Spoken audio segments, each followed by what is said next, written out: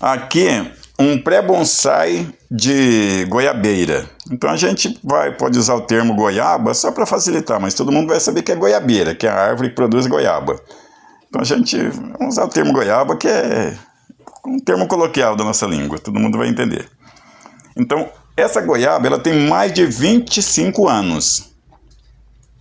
O amigo que eu adquiri dele, não foi ele que fez ela. Com ele já está há mais de 6 anos. Ele adquiriu também. E a pessoa que começou, passou arame, tem um galho aqui que o arame acabou incrustando, fez um calo imenso. Mas isso não vem ao caso, que depois, com o tempo, a gente pode ver o que faz. Se tira um pedaço da casca, se vai corrigir, né, com a folhagem. Mas eu achei um material muito interessante.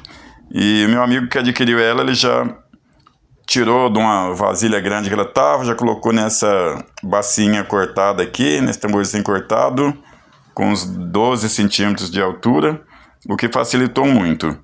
E aqui, para fazer esse procedimento em qualquer bonsai, é bom deixar praticamente que um dia sem regar, para a terra ficar mais seca. A terra tendo mais seca, a planta vai parar aquela atividade de puxar muita água da terra.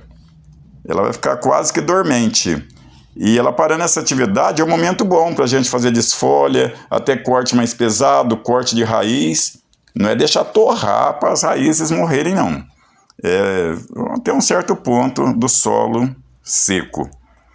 E a melhor, já disse, a melhor estação para fazer isso é na estação da seca, um pouco antes de entrar a estação da chuva, que aqui no sudeste, centro-oeste, nordeste, a gente tem esse privilégio.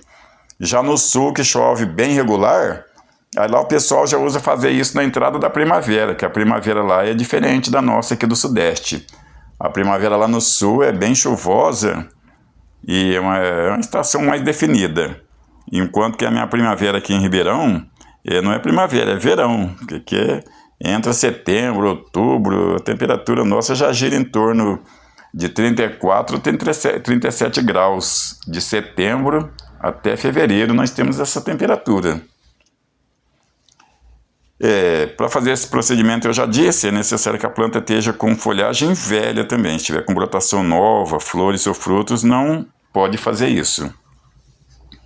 Aqui eu fiz a desfolha, fazendo uma aramação, e eu vou plantar ela já num vaso de bonsai porque ela não tem necessidade de formar mais nada. Agora, a ramificação fina é brotações. E ressaltando que a goiaba é uma mirtácea, que a família mirtácea tem vários gêneros, e os gêneros dentro de si espécies. Então a goiaba, ela é o gênero Psidium. Aí tem muitas, né? Psidium guava, Psidium, vários outros Psidiums, que é o araçá, a goiabinha, a goiaba serrana.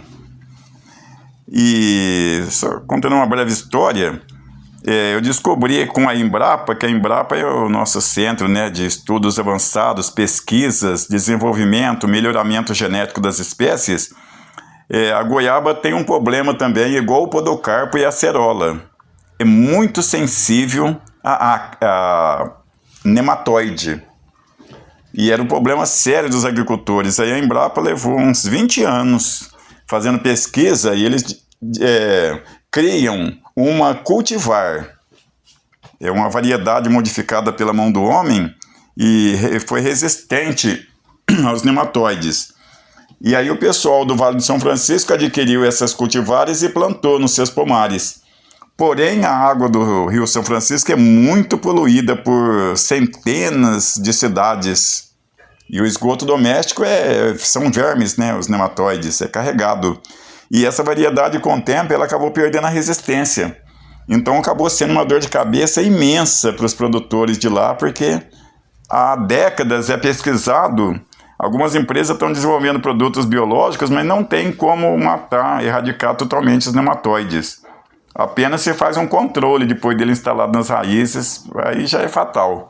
E quando você adquire uma muda dessas, né, de acerola, de podocarpo ou goiaba num viveiro, fica difícil a gente saber se ela está saudável ou não. Mas se a planta estiver saudável, ela vai estar com uma boa brotação, uma boa aparência, porque quando é atacada de nematóide, vai ver que a folhagem Então a folhagem feia, galhos que começam a secar. E se tiver uma peça dessa, uma planta dessa, é melhor descartar, porque até a ferramenta que você usa nessa terra, ou a própria água dela, que dessa rega, se escorrer em outra planta, os nematóides já foi para outra planta. Então, todo cuidado é pouco. E aqui eu vou fazer o replantio, como já disse, no vaso de bonsai. E a minha mistura de terra é minha terra granulada vermelha, é uma parte de uma parte e meia de pedrisco ou caco de telha, 2 partes de casca de pinos curtida e triturada, que essa é matéria orgânica, e a vantagem da casca de pinos é que ela não compacta com o tempo, ela fica 3, 4, 5 anos, que ela vai ser toda trituradinha e peneirada sem o pó, e ela não vai compactar nem virar aquela pasta, aquela massa igual a terra vegetal vira, que eu nem uso, eu não recomendo o uso de terra vegetal para bonsai por causa disso. E aí eu usei uma parte de areia de 2 a 4 também, para ter uma boa drenagem, uma boa oxigenação das raízes. E agora aqui eu estou fazendo o replantio, e como eu já fiz a desfolha, depois do replantio essa planta já vai para o sol. E a melhor época para fazer esse procedimento aqui no Sudeste, Centro-Oeste, Nordeste, é um pouco antes de entrar a estação chuvosa. Já lá nos estados do Sul, que a chuva é mais irregular, lá o pessoal usa fazer esses procedimentos já no final de agosto, entrada de setembro, porque lá a chuva é bem regular. Aí lá eles só esperam, já está terminando a estação do frio, e quando começa a querer entrar um pouco mais o calor, eles já fazem esses procedimentos de corte mais pesado de raiz. A única exceção do frio são as coníferas, pinheiros, tuias, ciprestes, que esses obrigatoriamente tem que se fazer no frio mesmo, a poda de raiz e aramação pesada. Mas as tropicais é no final da estação chuvosa ou no início da primavera, lá nos estados do sul. Aqui eu estou acabando de completar já o replantio, acabei de replantar, ela já vai para o sol, para nascer uma folhagem melhor. E observando, na Indonésia, Vietnã, estão os bonsais mais bonitos de goiaba.